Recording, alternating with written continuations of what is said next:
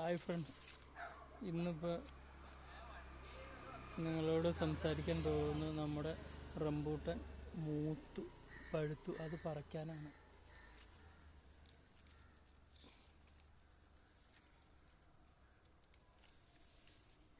ഉണ്ടോ, ഇതാണ്.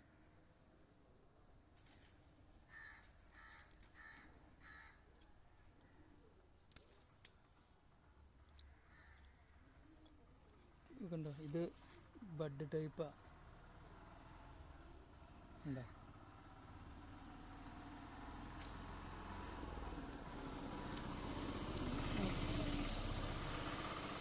ഇങ്ങനെ കടിച്ച് നമുക്ക് ഉണ്ടോ.